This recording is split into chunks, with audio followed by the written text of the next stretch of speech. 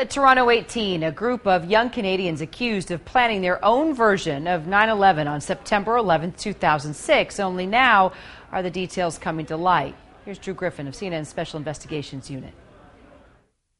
Investigators say this is the devastation their bomb would have caused.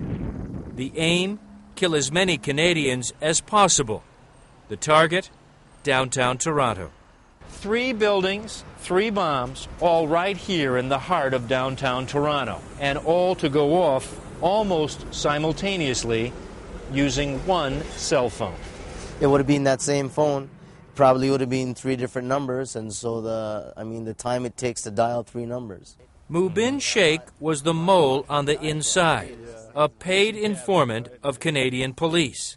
And this was the so-called ringleader of the conspiracy. His name is Zakaria Amara, seen here on police evidence tape, testing a cell phone triggered detonator. He wanted to do it around 9/11. He wanted it to have the maximum effect on the Canadian psyche and the public psyche. And that is where the strength of terrorism lies.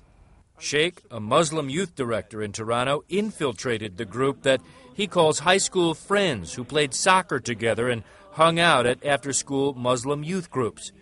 Sheikh says they also began looking at perceived injustice towards Muslims around the world and literally self-radicalized. And some have termed them jihadists because it becomes it's a hobby. They're online, they're checking all this stuff out, and then it's a cause for celebration when one of them actually goes and does something.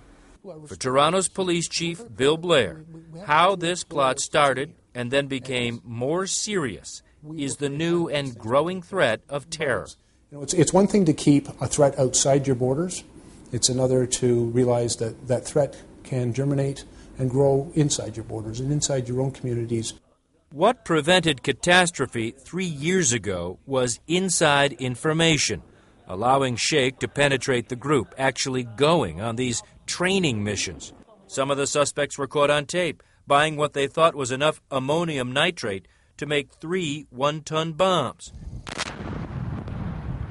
This test explosion of a real bomb by police played in court showed a jury what the chief says was the real intent, to kill Canadians. And you don't say that lightly. They could have killed thousands. The detonators that had been obtained worked.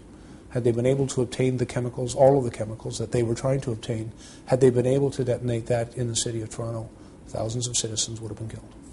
What may surprise you even more than the plot to kill thousands of Canadians is the punishment handed down for trying to pull it off. Of the 2 conspirators seen loading and unloading what they thought was ammonium nitrate, one got a 14-year prison sentence but can apply for parole in just 2.5 years. The other will be sentenced in January. Zakaria Amara, the mastermind who was fine-tuning his cell phone triggers, has pled guilty and faces a sentence next month of up to life in prison, but in Canada, life means 25 years, with a possibility for parole after serving just 15. One of those convicted is already free, and charges against 7 others were either dropped or stayed. Toronto's police chief doesn't believe the punishments fit the crime. The police always want a greater sentence to reflect the abhorrence we have to such crime. I think this is a very real plot. Had they been successful, they could have killed thousands of citizens in the city. Now many are back on the streets with no guarantees for the future. All right, so 2 questions. Why such light sentences? I mean, we're talking about thousands of people potentially. And these people thought they were going to pull it off.